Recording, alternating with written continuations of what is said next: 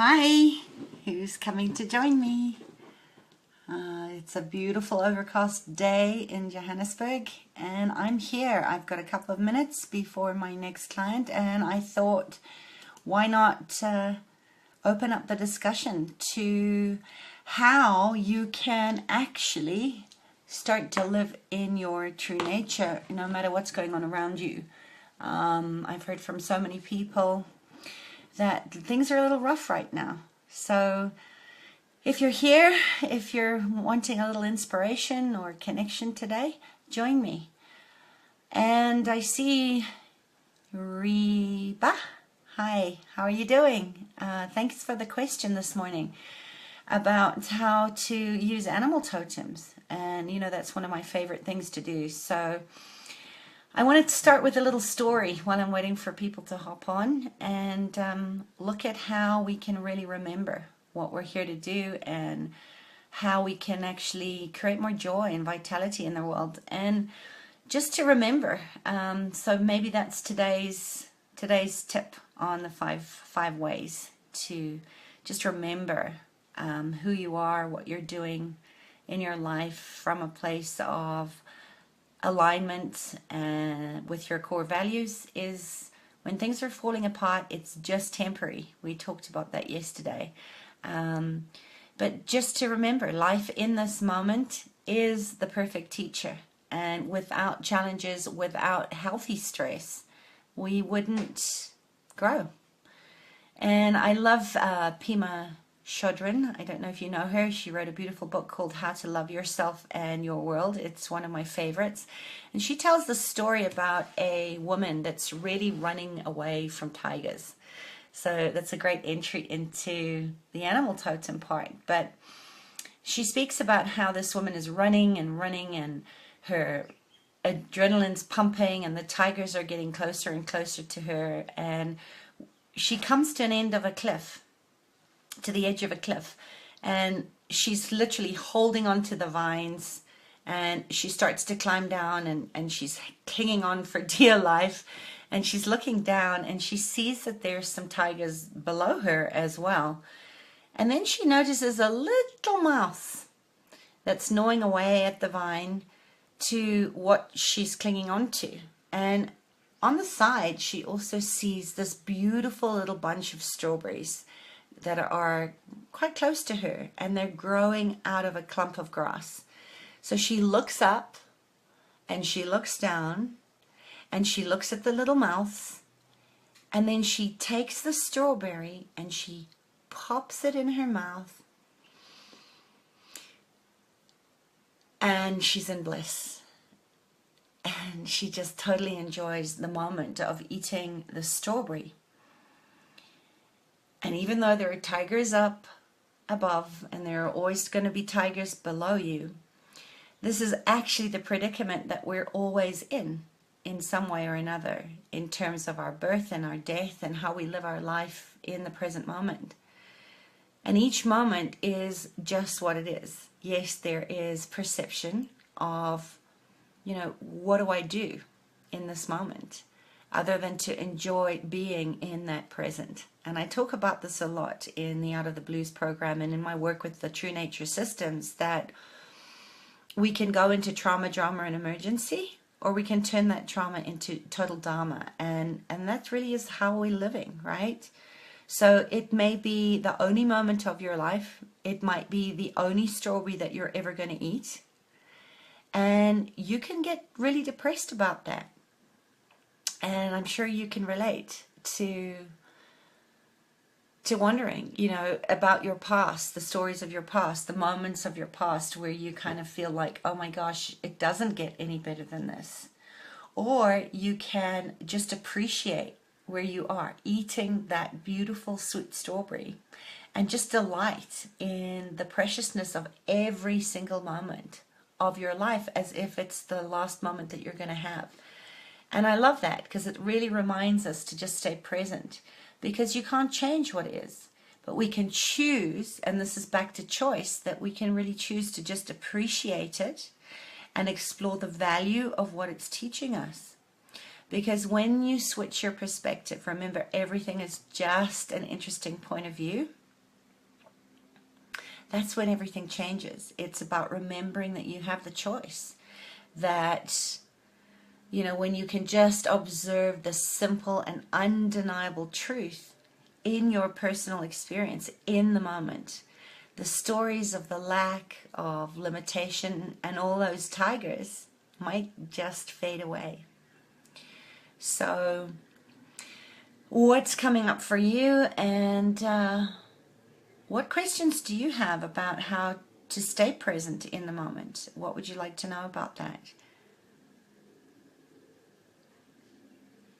You know, what's coming up for you right now where you are literally being taken out of your present life circumstances because it's too painful? Remember, we talked yesterday about how you have to be willing to feel in order to heal.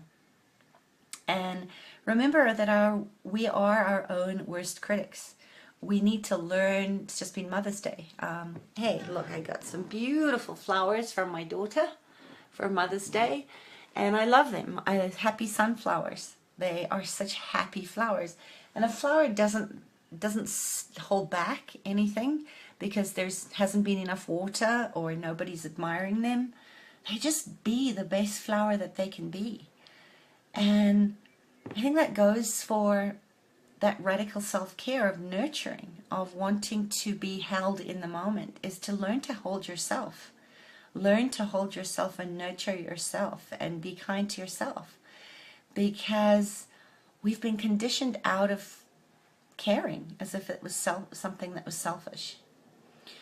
So post me some comments and questions. This is kind of a live chat, and I'd love to hear what comes up to you for you when you think about radical self-care and loving yourself with a wholehearted willingness to just be what and how you already are in your imperfection, and know that there's nothing to forgive, or to fix.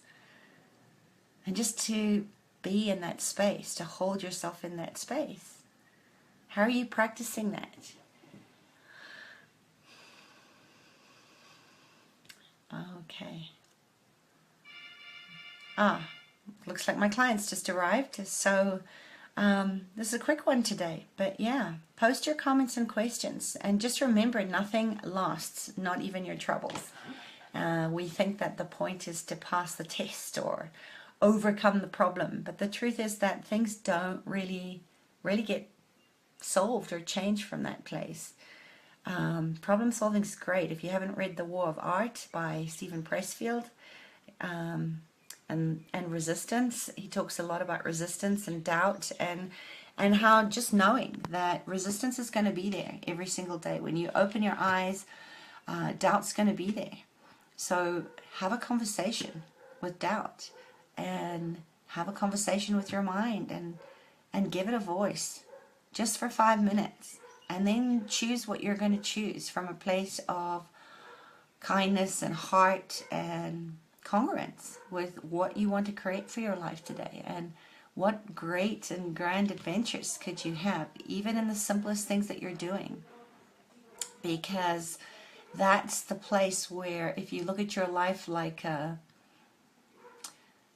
movie, right? There is a part in Chinese medicine called the projector in the back of your brain that literally is capturing frame by frame your life. And we're creating life from beautiful mosaics of time all the time.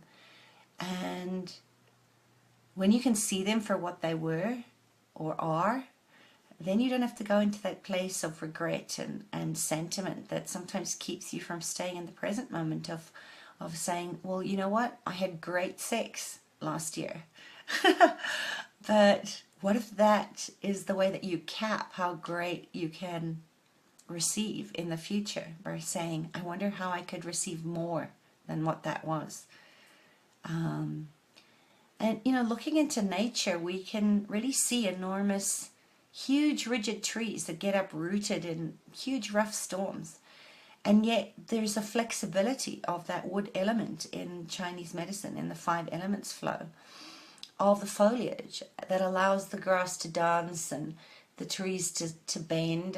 And yes, sometimes if you're not watering your wood, you're going to get rigid and inflexible and feel like you can't move.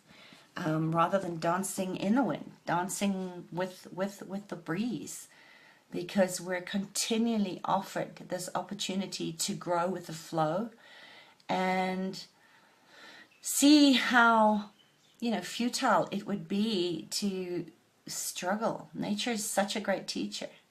It teaches us to stop resisting, to stop trying to fight against the chaotic nature of the experiences that you're experiencing, the challenges that are coming up, and find a way to bend, to move with it in a better way, to dance and play and be adaptable. I think adaptability is one of the biggest ways that we can stop struggling so much.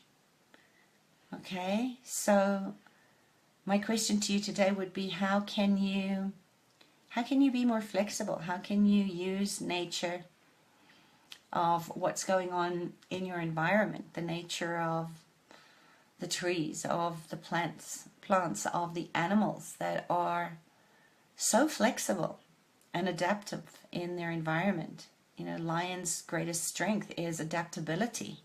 They work as a team. They know that without teamwork, they don't eat.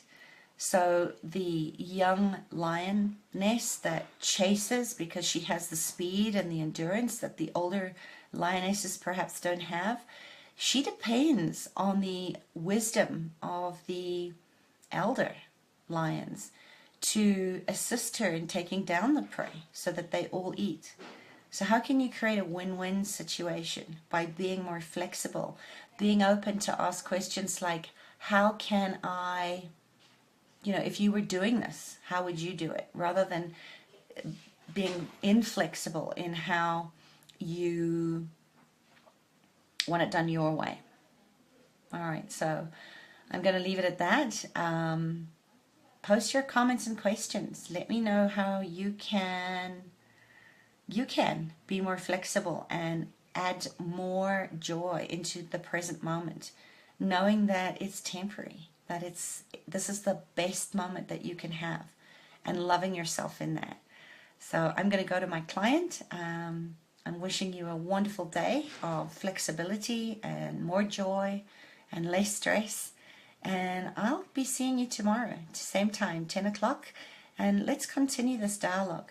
And what are some of the ways that I can support you in navigating your way through the choppy seas or the storm that's going on around you in the chaotic busyness of the world, that's going to allow you to really love where you are. All right, take care. Bye.